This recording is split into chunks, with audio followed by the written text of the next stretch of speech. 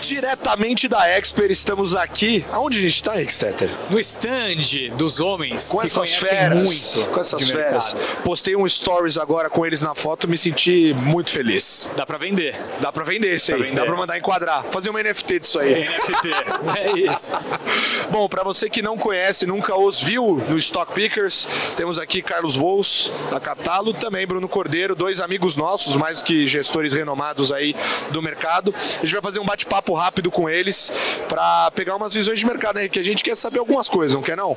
Pô, o que eu mais quero é tentar entender muitas coisas. Perfeito. Eu tô um pouco perdido. Você quer começar de onde? Lá de fora ou aqui de dentro? Começa lá de fora, né? Do jeito que a gente gosta. Beleza, vamos falar de Estados Unidos então?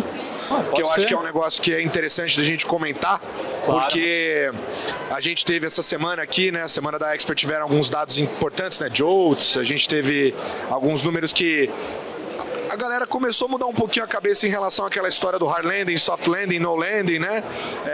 Nas participações dos dois no Stock Pickers a gente falou sobre esses temas também, né? Mas o mercado é muito dinâmico, os dados mudam, eles mudam de opinião, então a gente quer ouvir a opinião deles, né? Como é que tá a cabeça de vocês nesse momento para esse tema? Vamos viver uma recessão nos Estados Unidos? Se sim, qual a profundidade? Então, sabe que me preparei pra caramba pra falar sobre isso, né? Porque é um negócio muito difícil, né? Tá muito difícil de explicar. Então, assim, não é só você falar, né? Você falar de um jeito que as pessoas podem entender. E a maneira com que eu consegui para resumir esse assunto é que tem duas conversas importantes aí que acho que se você não separar, você se confunde. Tá. A primeira delas é se precisa de uma recessão. E a segunda delas é se vai ter uma recessão. Tá? Essa que eu acho que é... A cabeça vem mudando bastante até sobre se precisa de uma recessão. A gente era muito convicto que precisava de uma recessão e o Fed ia acabar gerando uma por bem ou por mal, que era a cabeça que a gente tinha até agora. A gente continua achando que esse é o mais provável, assim, fazendo um grande resumo, porque na parte de mão de obra você continua ainda com um crescimento de salários grande, acima do que seria, digamos assim, o custo da empresa, o custo do produto continua subindo, né? Então você tem uma pressão de custo, principalmente para aquilo que é intensivo mão de obra. Você não tem um relaxamento, na minha opinião, né? Essa é a minha opinião, não necessariamente a do Bruno. Você não tem um relaxamento do mercado de trabalho que assim que dê clareza para gente, mas enfim, mas essa é uma parte que tem mudado mais e o Fed mesmo ele está um pouco mais relaxado sobre isso, talvez querendo fazer uma aposta de que você consegue fazer, como você falou, esse soft landing, né? A segunda questão que é mais importante é se o que a gente já fez até agora não vai gerar a desaceleração de qualquer jeito. Porque a gente subiu... né? Os bancos centrais... eu não fiz nada. Os bancos centrais subiram os juros no mundo inteiro. Em termos de delta, um dos maiores deltas que a gente já viu. Você tem aí um processo contratado desse aumento andando na cadeia. Se você olhar os dados, você tem um conjunto de dados que ainda não aponta para um relaxamento do mercado, mas que aponta para efeitos dessa alta e uma desaceleração. Você tem na margem um pequeno movimento na direção da desaceleração, assim, principalmente em China, Europa, etc. Então, eu tenho a impressão de que nesse segundo lado as coisas estejam andando um pouquinho mais na direção da desaceleração, mas ainda eu acho que esse momento, tradicionalmente, ele é muito cheio de chacoalho. A gente já viu isso acontecer antes. Há 3 meses atrás eu estava convicto que a desaceleração estava na porta. Tinha um conjunto ainda mais impressionante de dados apostando na desaceleração. Na época eu achava que o mercado de trabalho americano estava mostrando já um momento agudo de virada, que depois a gente viu que era fraude. Então, assim, algum cuidado nisso. Enfim, eu sei que eu vou falar, talvez, assim, muito do que o Bruno falaria de qualquer jeito, né? Mas outro ponto que eu acho que atrai a gente para esse tema é o preço. Abriu bem. Tá? Então, assim, esse é um outro ponto importante que não dá para separar o preço, tá? Então essa basicamente é a visão. Olha que eu me esforcei muito para resumir, tá? Deu para ver. Deu para ver. Então... Mas acho que até para complementar, antes de puxar Brasil, vou jogar uma pro Bruno, que é o seguinte, tem um ponto que eu vejo pouca gente falando, que é a questão fiscal no mundo, né? E dá a impressão que o mundo tá tropicalizando, né, Henrique? Tá brincando de emergente, né? Somos todos emergentes. Eu queria saber se essa questão fiscal para vocês é um risco latente, algo que preocupa no mundo, e como isso se traduz, por exemplo, para juros, se o juro neutro no mundo subiu ou não. Essa é mais difícil que a tua, eu acho. Eu acho que assim, tem casos e casos. É óbvio que tem uma discussão bem forte sobre isso no Brasil, por exemplo, né, que é um país emergente, tem um endividamento alto, tem uma discussão forte sobre fiscal, né? Alguns países, tipo assim, quando você olha a zona do euro, o fiscal tem uma cara muito boa, é um destaque do lado positivo. Quando você olha países como Estados Unidos e UK, você olha e fala, caramba, se tiver uma discussão vai vir daí. Minha opinião pessoal, eu acho que essa discussão ela está muito cedo falar disso agora. O crescimento está forte ainda, eu acho que não vai ter nada. Obviamente que teve alguma coisa ali no começo de agosto, um zum, mas eu acho que é tudo muito cedo. Eu acho que ano que vem essa discussão ela vai acontecer quando as economias quando a desaceleração estiver mais nítida. O fiscal americano ajustado ao ciclo, o buraco é muito grande, o déficit fiscal cara de 9% do PIB ajustado ao ponto do ciclo, é um negócio muito alto, conta corrente muito furado. Não sei te dizer como é que o juro neutro vai se comportar, mas eu acho que vai ter uma discussão séria sobre esse assunto. Tem muito pouco, na minha opinião, vontade de endereçar esse problema. Assim, a crise de 2008 e 2009 tinha um certo preconceito de usar menos, eles usaram muito o fiscal, mas foi menos, o monetário carregou uma parte grande. Agora, depois do Covid, ficou meio óbvio que usar o fiscal é fácil, todo mundo usou, e parece que é uma mágica esse troço. Eu acho que quando desacelerar, vai ter pouca propensão de fazer um ajuste fiscal em breve, e a discussão vai estar lá. Eu me preocupo, mas eu acho que é uma oportunidade de investimento. Assim, a gente tem algumas operações que deveriam se dar bem se isso acontecesse. Agora, Lucas, eu não acho que seja across the board de todos os países, não. Assim, tem uma situação muito pior do que outras, tá? Por exemplo, a Europa está com uma situação muito tranquila, os Estados Unidos tem uma cara muito mais feia, e o UK um pouquinho pior também.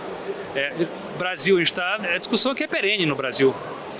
Você pode até achar que ela não é tão boa, mas só a sociedade discutir já é um negócio muito bom, na minha opinião. Agora, claro que a gente está num ponto vulnerável, tem diversos países que estão num ponto vulnerável. Mas eu não tenho nenhuma dúvida que a partir do ano que vem, eu estou muito convencido que vai ter desaceleração, que é o segundo ponto do caso. Estou muito convencido que esse negócio está acontecendo. E aí eu acho que essa discussão ela vai aumentar cada dia que passa. Até assim, falando que o Bruno comentou aí um pouquinho da questão de... A gente até a pergunta é trocada, né? Porque acho que o Bruno está mais animado com a desaceleração e eu estou mais preocupado com o fiscal. Então a pergunta foi até, assim, em termos de emoção, né? Assim, no final. Eu pedi esse mais detalhe, foi eu que pedi para a gente olhar isso aí no detalhe na margem. Estou muito preocupado assim, com essa parte fiscal americana, porque na desaceleração esse número é muito impressionante que o Bruno falou, mas é verdade. Se olhar a média móvel de 3 meses, anualizada, está até mais do que 9, é mais perto de 10. O déficit fiscal americano ajustado ao ciclo. Então, por que é ajustado ao ciclo? Assim, acho que vale a pena explicar. A gente está com desemprego muito baixo e com uma arrecadação nos Estados Unidos muito, muito boa. Então, na hora que desacelerar, ou quando desacelerar, ou se desacelerar, dependendo da magnitude da desaceleração, você não só você piora essa arrecadação, como você vai para um ponto onde, se você ajustar para o ciclo, você melhora o número.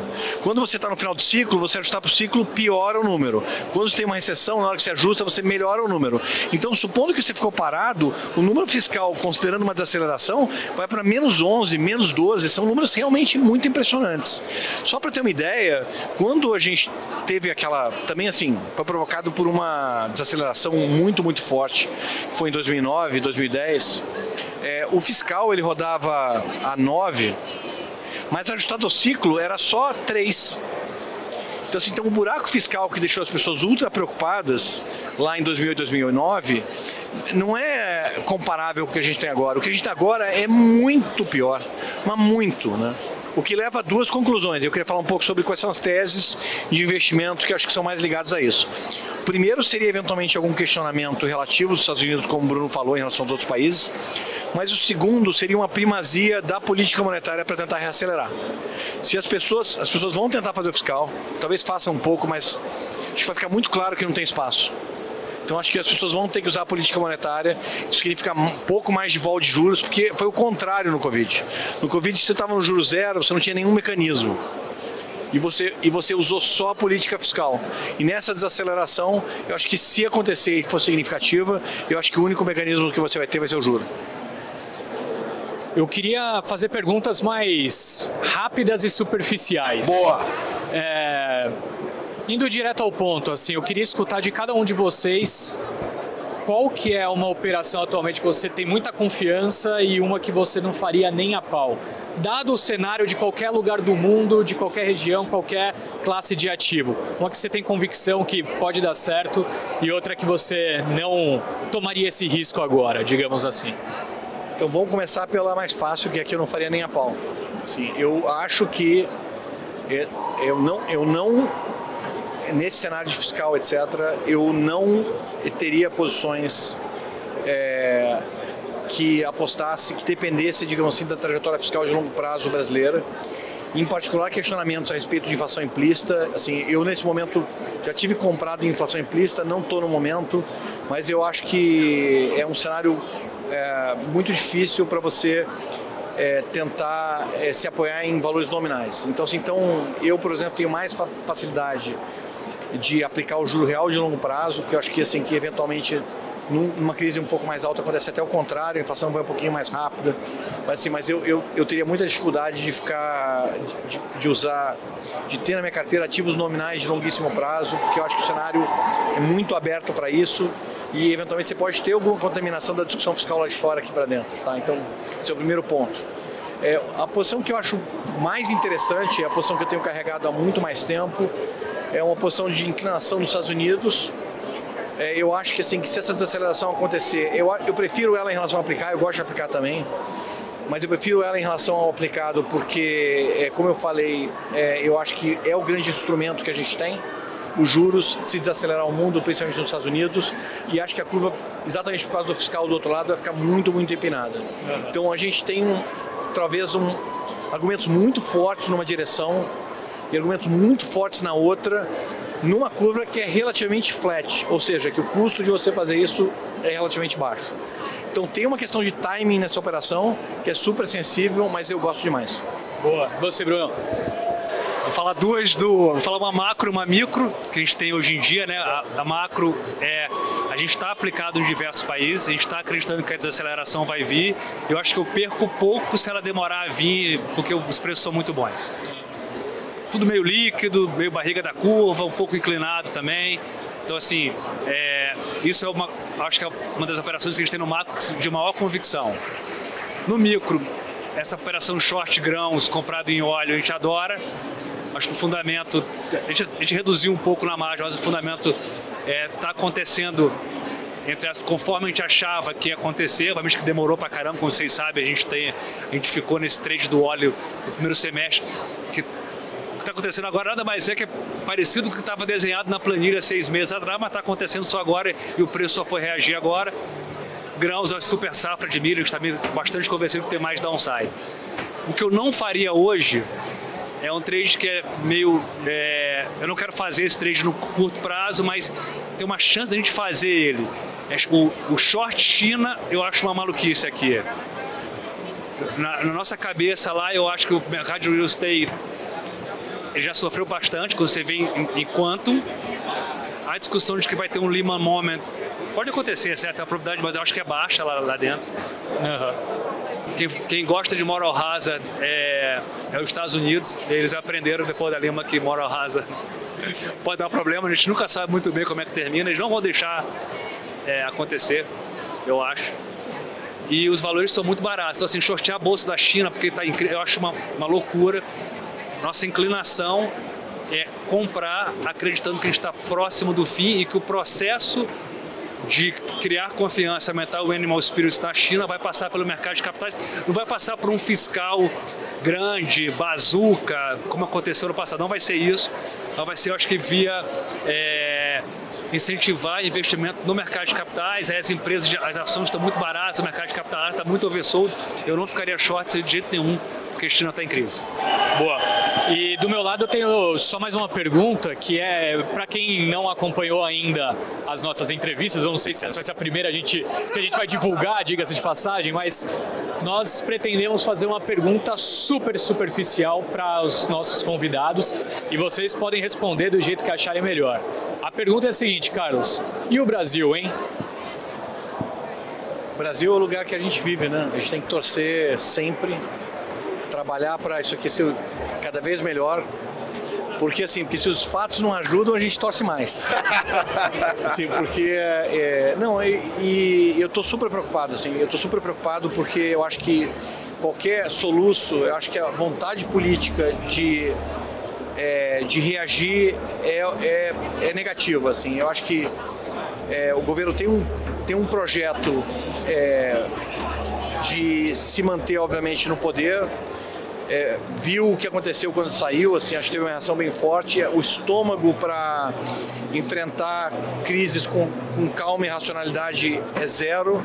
Então eu torço muito, mas eu no longo prazo eu torço para a gente ter um soft landing no mundo. Porque se tiver um hard landing, eu acho que a gente vai tentar fazer políticas muito ruins. E aí, Brunão? E o Brasil, hein? Então, a gente, como empresário, a gente sempre quer ver o copo meio cheio, né? Como trader, a gente não pode fazer isso, como disse uma vez um amigo nosso comum, Léo Linhares. Então, assim, do ponto de vista de posição, eu estou até bullish no curto prazo, ciclicamente está numa posição ótima, mas no longo prazo é isso, né? Está muito vulnerável. Mas a gente, como empresário, a gente obviamente que acredita no Brasil e continua investindo e continua se empenhando. Eu acho que a gente tem tudo para, se a gente quiser, o Brasil melhora. É aquele aluno nota 6 mas sempre passa de ano, né? Eu acho até que tem uma janela aí, assim, no final. Eu achava mais difícil há 6 meses atrás. Porque a gente teve um momento muito agradável, que é esse momento de queda da inflação generalizada, assim, com o crescimento de PIB, isso é muito raro. E, em parte, isso está acontecendo no mundo. Então, abriu uma janela para o soft landing, mas no momento, infelizmente, eu ainda não estou acreditando nessa janela de soft landing. Se eu mudasse essa visão, talvez eu achasse que, assim, que a gente tem essa janela. E aqui no Brasil, abriu um espaço para cortar juros, etc. Então vamos, isso que eu estou dizendo, essa é a parte da torcida. Vamos torcer para o mundo se segurar, que eu acho que assim que vai melhorar muito as coisas para a gente. Se a gente conseguir passar por isso, essa desaceleração, todas as minhas preocupações a respeito de pior e de fiscal nesse momento, elas pelo menos você adia. E eu acho que assim, que se a gente torce para o mundo ir um pouco melhor e para o soft landing no mundo ser bom, acho que o Brasil tem que torcer ao cubo, porque vai fazer muita diferença aqui. Só para passar rapidinho, como isso se traduz em posições no Brasil? Então, isso se traduz com posições muito leves, dado que, na minha parte, né, o Bruno já falou, né, que ele está taticamente comprado. Assim, eu estou levemente aplicado na parte curtinha, porque na parte longa tem esse risco nominal que a gente está mencionando, que eu não gosto, então é bem curto mesmo, porque eu acho que 50 é o piso da queda. E eu estou vendo um fenômeno diferente na inflação, que inclusive está batendo no supercores. Tem essa janela positiva desse movimento ultra agradável que a gente está fazendo. Eu acho o Brasil barato. Então, apesar de essa combinação dessa janela com o Brasil muito barato, faz com que eu não tenha posições vendidas no momento. Apesar de ser preocupado com o médio prazo, como eu falei, certo? Então, assim, é isso. Assim, não tem nada muito excitante, eu acho, dado esse equilíbrio da minha parte. No nosso caso é isso que eu falei, né? Ciclicamente a posição é ótima, nossos números de inflação para frente são melhores do que o mercado, atividade um pouco mais fraca, então assim, tá aplicado no curto faz sentido. A gente gosta de comprar as implícitas porque eu acho que é um prêmio, um seguro importante lá na frente, mas tem um certo prêmio hoje em dia, a gente não tem, estamos comprados em bolsa e as contas externas nossas estão lindas, então a gente está até nesse estresse aí de curto prazo, a gente está comprando real quanto o dólar americano também. Então quando você olha, a gente tem um kit Brasil no caderno. Deu uma empolgada. Dito isso, eu tenho kit. Pô, bom, foi isso, Henrique. Queria agradecer vocês dois. Cara, além de grandes nomes do mercado, são pessoas, gente finíssimas, que a gente, pô, são inspirações pra gente. Isso eu falo de boca aberta, porque a gente se inspira muito neles. A Capitalo é disparado uma das casas que a gente mais admira. E é isso, galera. Essa foi a entrevista com a turma da Capitalo.